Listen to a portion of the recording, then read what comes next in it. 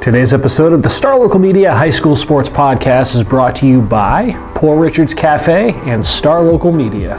Poor Richard's Cafe, Plano's oldest restaurant since 1973. They are open daily from 5:30 a.m. to 2:30 p.m., serving the three most important meals of the day: breakfast, lunch, and dessert. It is true Texas home-style cooking made with love and grit. That is Poor Richard's Cafe, located off of Avenue K in Plano.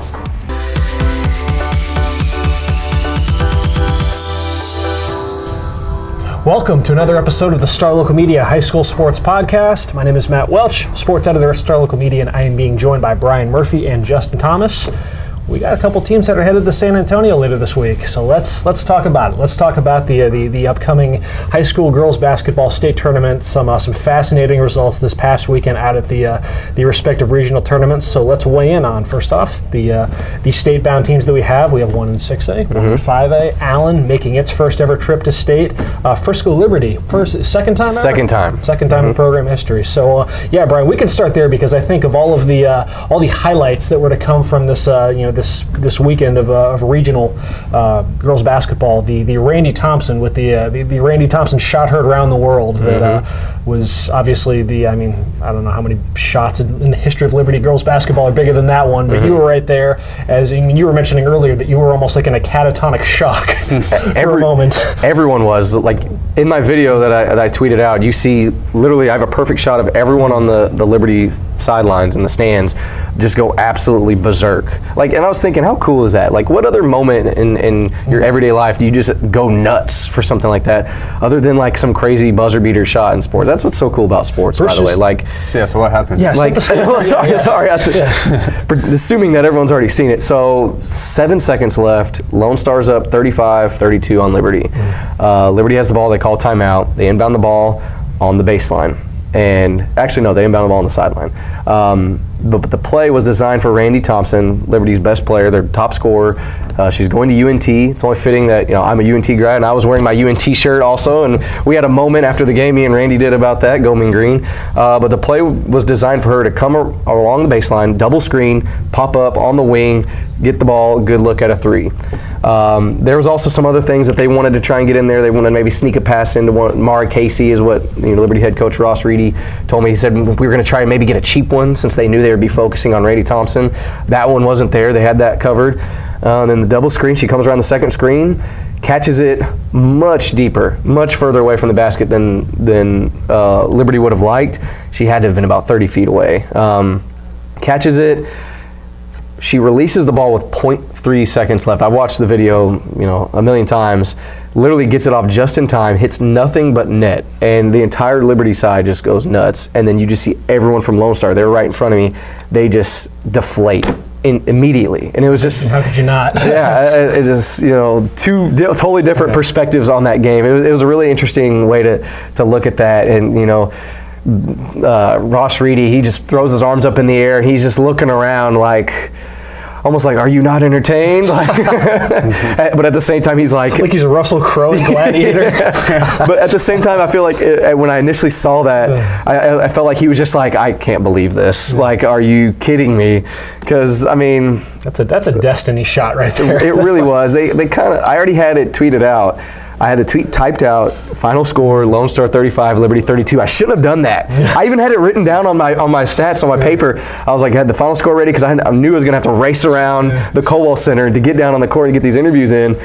And then that just put me in a state of shock. Yeah. I was like halfway down the stands too when the shot went in. And I was just like, I got to go back up to the scores table now and watch overtime. I don't know how to regroup after this, and then Randy Thompson. So Liberty, then they hold the ball for about a good minute in overtime. Everyone's trying to regroup after that. And then finally they take a shot, and it's another three-pointer by Randy Thompson, her fourth three of the game. And she missed her first 5 or 6 shots of this game. She started off cold. She hit 3 threes in the fourth quarter. Then she hit a 3 for the first shot of overtime that really set the tone. And, after making a shot like that to send it to overtime, chances are you're not going to lose. You're going to go on and win that game. I don't know the odds, on that in previous games, but you have a way better chance of winning that game. Lone Star was so deflated, and there was some controversy in overtime. So Lone Star scored a bucket, an easy bucket, made it 40-39. with a little over a minute left, somewhere in that range, and Coach Katie Stinton of Lone Star calls a phantom timeout. And pulled a Chris Webber, and everyone's confused. She's trying to explain herself, this and that. No, Randy Thompson gets 2 technical free throws. She makes one, misses the second, but Liberty gets the ball back. And so they have to foul again. Kaylin Lay goes to the line, and she doesn't miss. Makes it a 4-point game, a 2-possession game. It iced it right there. Lone Star didn't score on the other end. Liberty gets the ball back. And then it's pandemonium. They hang on to win 43-39. That matchup between Liberty and Lone Star is as close of a matchup. Like, it's right there with the Colony and Little Elm boys basketball, of how close it is. It's the 3rd time they played this year. 2nd time it goes to overtime. Now, it was the rubber match. Lone Star won the first one. Liberty won the second one. Liberty's ranked number 10 in the state. Lone Star's ranked number 11 in the state. It was a perfect way, maybe not for Lone Star fans, but it was only fitting that game was decided in overtime with a miraculous buzzer beater to really, really decide it. Because you feel for Lone Star, which has been right there so many years now, and they would run into the Timberview when they were at the peak of their powers, and then finally they're in the Colony. Yeah, in the Colony, and then they're out of the same region as Timberview, but now they run into their rival, and they need the odds of, like, I don't know, like if you were to replay that last sequence there in the 4th quarter, just the odds of Thompson hitting that shot. Slim to none. It's, I mean, because you were watching the highlight earlier, JT, Yeah. That was deep. It could not have been executed any better, though. I mean, just a perfect nothing but net swish. And it was executed well on defense. They forced her to catch the ball way behind the line, because, you wanted her to get that ball right at the 3-point line. And the wing defenders on Lone Star are so good, so quick, so big and long, that they were in Randy Thompson's grill, and they contested the 3. And she just shot it. It was just a perfect shot. I mean, it doesn't get any better than that. Literally hit nothing but net, and then pandemonium ensued. Our photographer, Glenn Gunn, I need to shout him out, because he took a perfect shot where she's just like sliding but bent in a weird way. And she even tweeted after the game, because I tweeted out that picture, she was like, I didn't know my body could move like that. And then you see Ross Reedy with his hands up, and Zion Richardson, the stud for the boys team, you see him in the stands, and he's like trying to jump over the rail. He's just going nuts. I tweeted to him, I was like, is this you? And he's like, yeah, that was I was in the process of going absolutely crazy. It was awesome. And now Liberty, bound for the state semifinals. They draw a tall order in the state semifinals. 37-1, I believe. Number 3 in the state. Something high. High. Kerrville Tivy. I believe that's the Johnny Manziel alma mater. That game is 7 o'clock Thursday down at the Alamo Dome in San Antonio. The following night on Friday, also at 7 p.m., Allen will make its state tournament debut. The Lady Eagles, who last year, had their deepest playoff run ever by advancing to the 3rd round, they won up that in a huge way this season, as they are now bound for state for the very first time, and just continue this ever since the midpoint of district. They've just shifted gears. This is now 12 consecutive wins, the longest winning streak of any of the 4 state semifinalists out of 6A, and at the regional tournament, both those games I was there for down at the Ellis Davis Fieldhouse.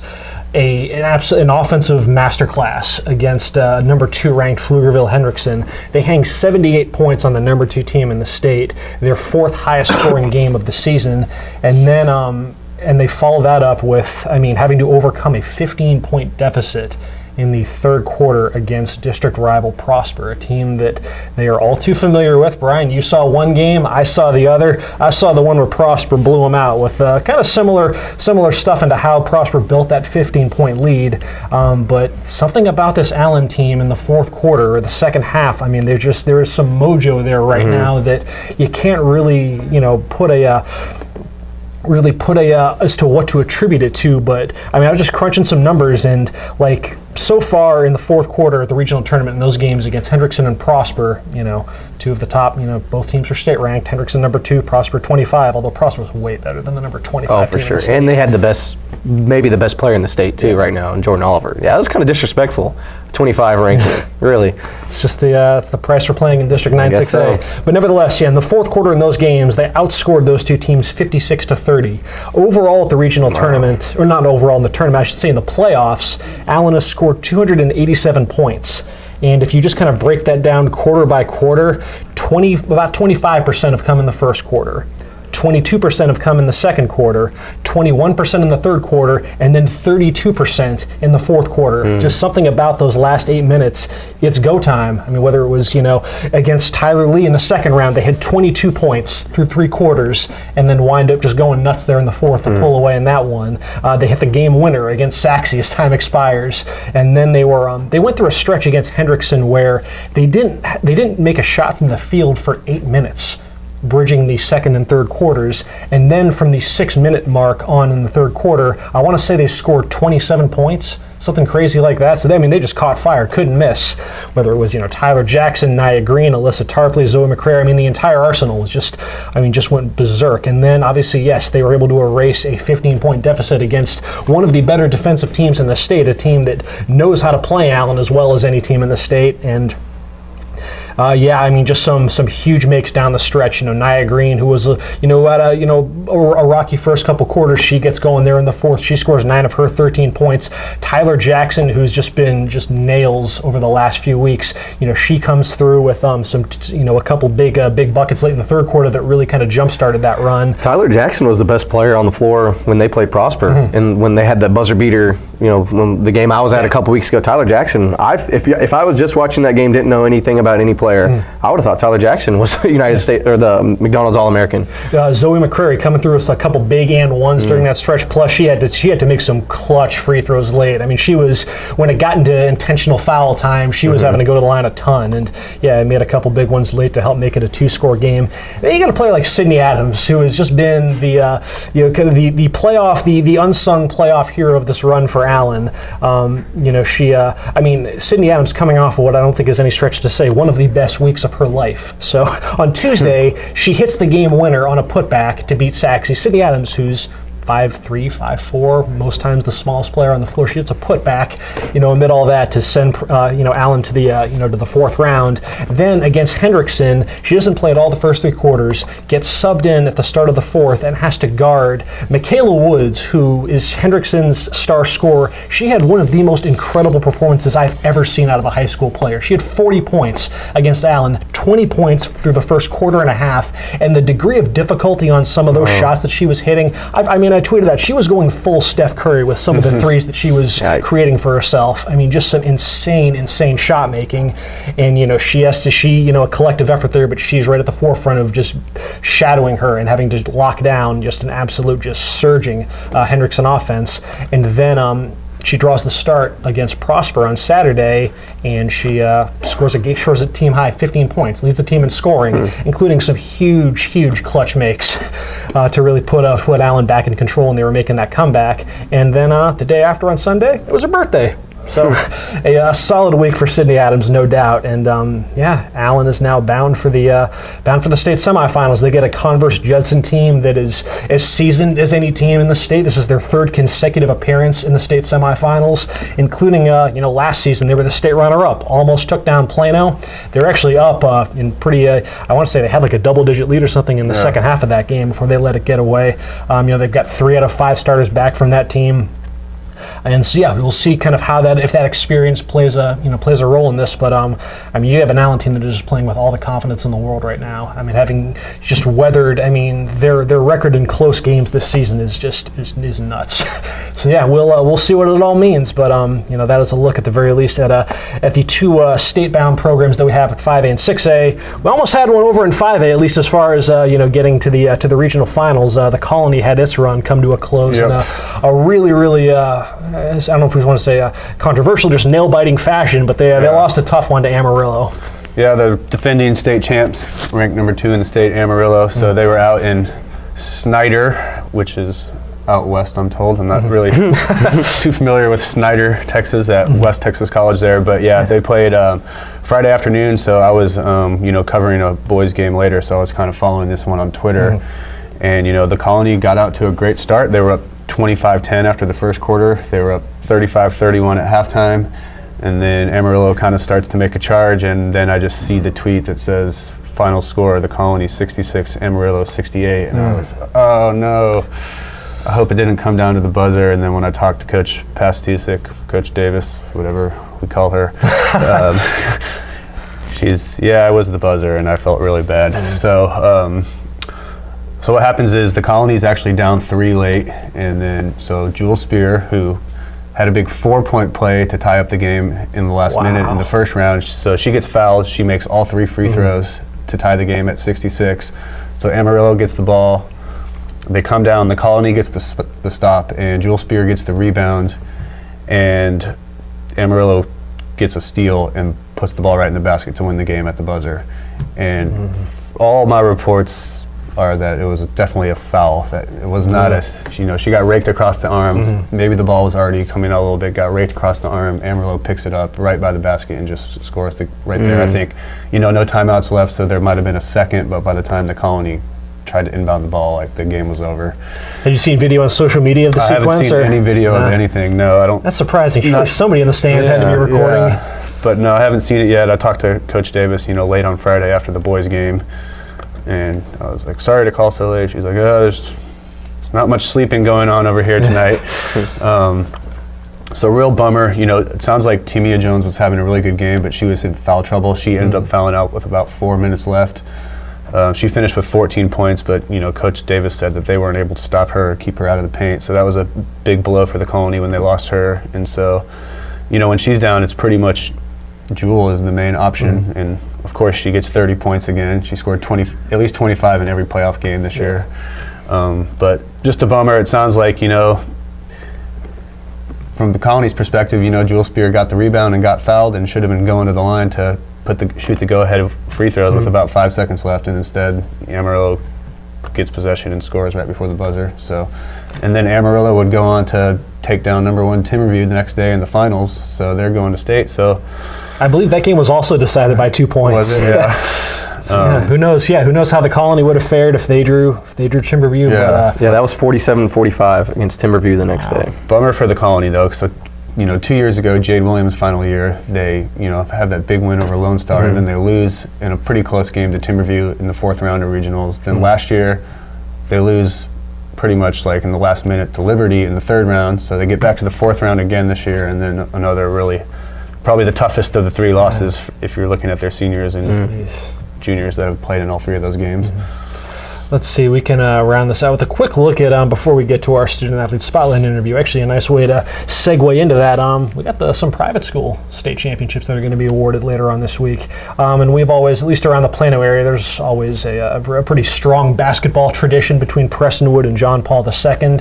And we have 3 of those programs are going to be headed to down, around the, west, the west area, a couple hours south. But nevertheless, the Prestonwood boys and girls are headed to state, the John Paul boys as well. You're actually going to get John Paul versus Prestonwood in the boys state semifinal. Always nice when the two, you meet your chief rival there in a game of that magnitude. I want to say this is, I got to look back, maybe the 4th or 5th time that Prestonwood and John Paul have played in the state semifinals or later. Wow. So there's plenty of history there. Prestonwood, I believe, has won all those meetings. But I don't know, could be different this year because, on the one hand, obviously they played during the regular season. John Paul won both games. This is this John Paul team is as talented a John Paul team as they've had in years. Just lots of a team that can really, lots of athleticism, lots of size and length that can really get up and run on you. They're making their first state semifinal appearance since 2014. Prestonwood, meanwhile, kind of an unorthodox year for Prestonwood, just without that, the first year in a while that they haven't had a surefire, blue chip prospect there to run the offense through, Justin Webster transferring during the offseason out to, I want to say, a private school out in Virginia, a military academy. But nevertheless, though, Prestonwood, which... Hargrave? Could be. So you had, Prestonwood, they were unranked entering the playoffs. They went just 500 in district, and yet they just, I don't know, the light bulb was switched on in the playoffs, and they were able to upset, number 6 ranked Fort Worth Nolan, number 3 ranked Bishop Lynch, and just like that, Prestonwood is now in the state semifinals for the 11th consecutive year. So what just another chapter in just one of the most storied private school dynasties that you'll find in Texas. And then on the girls' side, you got a fascinating matchup between 2 other district rivals, Prestonwood and Bishop Lynch. the top 2 ranked teams in the state. Because of the way the brackets are structured in TAPS, you're having these 2 teams play in the semis versus the finals. Not sure I'm entirely in line with that logic, but nevertheless, you've got they split the head-to-head during the regular season. It's Prestonwood with their core that has just been together forever. Payton Hicks, Clare Traeger, Jordan Webster, Morgan Hervey. This is now the 7th straight year that the Prestonwood girls have been in the state semifinals. This specific core, though, is seeking its first state championship, and they meet a Bishop Lynch team that has one of the best pound-for-pound players in the country, in Angia Rogers, a USC commit who's already, I believe, she might have a 50-point game under her belt this season. She's already got a couple 40 burgers. So we'll see. So they split during the regular season. So we'll have that rubber match on Friday evening. The Prestonwood John Paul boys game, oddly enough, is at 9 a.m. Thursday down at Robinson High School in Robinson, Texas, and then the girls don't play until 6 o'clock Friday. So a little bit of. Where is Robinson, Texas? Near West? It's near West. Yeah, so kind of on the way to Waco. Yeah, it's a couple hours south. That is at least a quick synopsis of what's going down in on the TAPS state tournament hardcourt later this week. On a similar note, just mentioned the Prestonwood girls, and I was out there this morning to talk with a couple of the aforementioned players, Payton Hicks and Clare Traeger, for our student athlete spotlight. Just discussing their latest run to state and just kind of how they're feeling at this juncture of the season. Plus, a look back on their respective careers as well, and we will see what they had to say after a word from the sponsor. Today's podcast is brought to you by Star Local Media. 14 newspapers and websites with a print distribution of 270,000 homes and monthly page views of 600,000 online. Star Local Media, your community voice for news. And now, let's get back to the podcast. We are out here at Prestonwood Christian Academy talking with Payton Hicks and Clare Traeger, 2 members of the state-bound Lady Lions basketball team. Prestonwood bound for the state tournament for, I believe, the 7th consecutive year, so congratulations on getting back to state, and thank you for taking the time to chat today. So I guess 7 consecutive trips to state. I mean, you've been to state every year of your high school careers. Just talk a bit about just how proud you are to see this team back within 2 wins of a state championship. Well, each year I feel like you're just blessed to have the opportunity to become closer and closer each year, and some people just don't have the opportunity to get to this point. So I think we've come so close these last 3 years. We've missed it by 1 game, but it's so good to be back, and this year we are determined to finish the job and get state championships. Now this team has a ton of chemistry. I mean, the core of this team has played together for several years. Just kind of thinking back to when y'all first started playing together up until now, just how much has this team grown, and just what is that bond like on and off the court between y'all? I just feel like each year we've gotten closer, and we just started to mature out on the court more. So I just feel like we've bonded really well this year, and we've gotten closer to each other. And so I just feel like that helps a lot on the court to you trust your teammate and they'll make this shot. So I just feel like it's helped a lot. We do a lot of team bonding. We hang out all the time together. So I think that helps, and we just have a lot of trust in each other. And, just trust each other to get the job done. So. And Payton, Coach Mulligan has talked a lot about your growth as a true point guard over the years. Just kind of thinking back, how have you seen your game kind of evolve, all the way up through your senior year? Well, I feel like I've just matured more in my game to know what to do in this situation, and this situation you're supposed to do this. So I just feel like I've matured over the years and actually became a true point guard and start leading more and talking to my teammates out on the court, so they know what to do and they'll look for me like I'm their coach on the floor. So. And Claire, I mean, you've got one of the more relentless motors of any basketball player in the area. Just talk about, where does that mentality come from when you're out there on the floor? I just try to be in every play. I try to get my hands on the ball all the time. Just really try to help my teammates out and do whatever coach or Payton needs me to do, or any of my other teammates. So. And now looking ahead to Friday, a matchup that y'all have plenty of familiarity with, another crack at Bishop Lynch. Just some initial thoughts on that rubber match with the Lady Friars. Well, we just have to execute our offense, and we have to box out and rebound, and we can't let them get fast breaks like they have been. We have to get back on defense and execute. So. Yeah, I think taking it possession by possession, just thinking quarter by quarter instead of just the game as a whole, and just doing our job. Coach always talks about getting the job done. So that y'all are 1-1 against Lynch this season. Just how big was it, just for whether it was confidence or momentum, how big was it to get a win over them in the last meeting with y'all? Well, I just feel like that boosted our confidence, like knowing that like we can actually do it, and like we have that under our belt, so like we know we can do this. Out the way. I think we won't go in too confident. We'll kind of be humble about this, but just know that we have a win under our belt, and they do too. But just fun out under our belt. So. And y'all won't be the only Prestonwood basketball program represented at state. The boys were able to punch their ticket. I know it's been a bit of an up and down season for the boys compared to usual, but for them to be back at state, have both teams in action this week, just how proud is that to have both programs represented at state like that? I feel like it is very proud that Prestonwood is like the only team that has both the boys and the girls going to the Final Four. So I just feel like that makes our school best. So. We're super proud of our guys, and we know they're proud of us, and so just having them back, and they were kind of underdogs going unranked into the playoff tournament, but they stuck it out and beat BL. So. Now, regardless of the outcome this weekend, this is the last week of your high school basketball careers. I mean, so when you think about just all the hard work that it's taken to get to this point, just what are you gonna just remember most about your careers here at Prestonwood?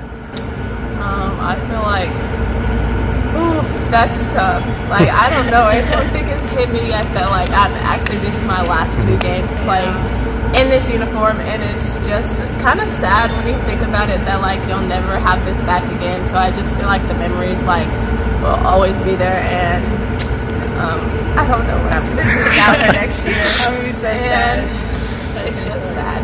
Yeah. But yeah, super sad. Senior night didn't really hit me either yet. So these 2 games are going to be super sad. But we're going to cherish every moment.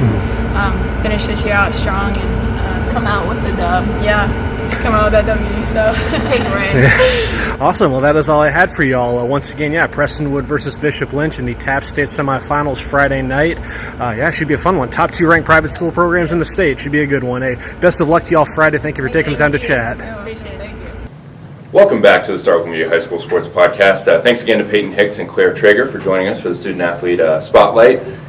We've swapped out everybody but Brian. I'm still here. I'm Taylor Ragland, Kendra Johnson also here as well, and we're going to get into a little bit sadder, a little bit of a downer for the boys' half of the podcast. We lost a lot of teams in the second round of the boys' playoffs. We only have 3 still going, I think, something like that on the boys' side. 2 of them right straight up. Yeah, and 2 of Me them and Kendrick might fight by the end of this podcast. So, well, let's start with some of the teams that we did lose. A lot of losses. I know JT, Hebron, Louisville, Coppell were all bounced. I had Allen, Lovejoy, Plano West all bounced. did you say Little Elm? Yeah, Little Elm gets bounced by Timberview, a really good Timberview team who will get the Colony correct coming up, so you can talk about that one a little bit later. But I guess let's start with Allen and Lovejoy. For me, it's kind of, Allen was still a very good program this year. Obviously, they had to adapt a lot. They became much more centric around, Isaiah Stevens and ran into a Shoemaker team that,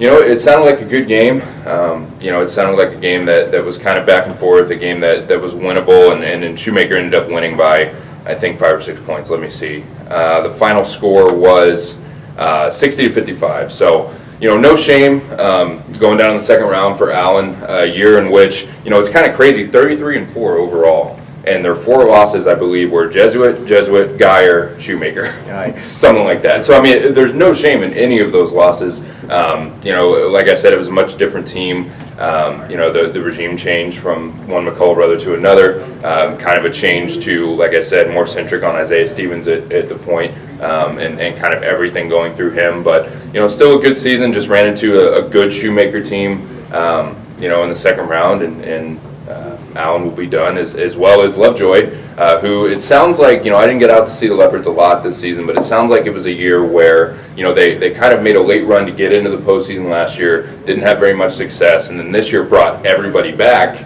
and had one of those years really where you kind of mature and grow and take that next step. So, they make the postseason, they beat Frisco by a point, 34-33, and then they get knocked out by Highland Park in the second round, 57-35. Didn't sound super competitive. But at the same time, it seems like a good year for Lovejoy, something to build off of, kind of building toward, you look at teams like the Lake Dallas Girls, it seems like that where you're building off momentum, you're kind of growing, you're working towards something, you're working towards stretching your program success other than, just one good year. You're trying to be like those, those Frisco Liberties and Lone Stars on the girls' side where, year after year after year, you're there and in the conversation. So, Allen and Lovejoy both lose. Another team, the game that I was at, one of the crazier games, really, really entertaining basketball game. Plano West loses to Rockwall by a point, and it was controversy. I mentioned to you guys in our meeting earlier before we recorded this.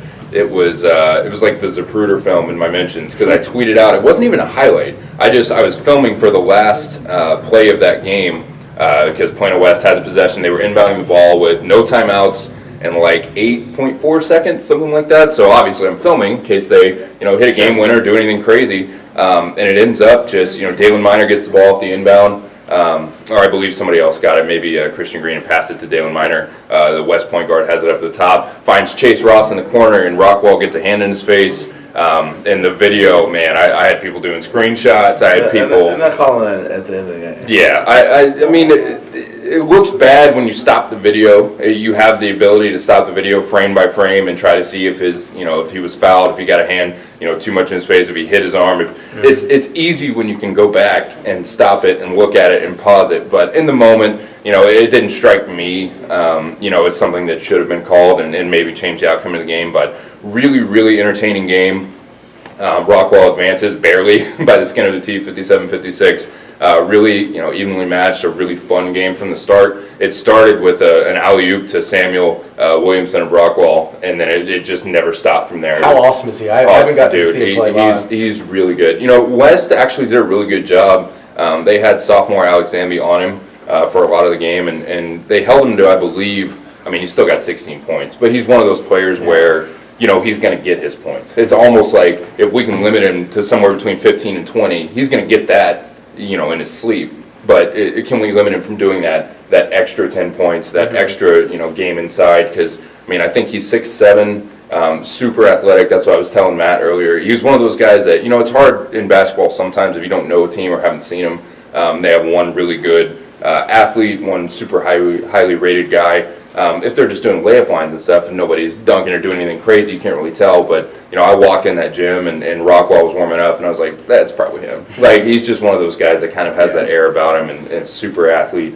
But, a good year for Plano West. That was a winnable game, obviously. It came down. It felt like one of those games that was going to come down to the last possession the entire time, and it did. No shame in losing to that Rockwall team. They're really good. They have Williamson, Alec Grandstaff.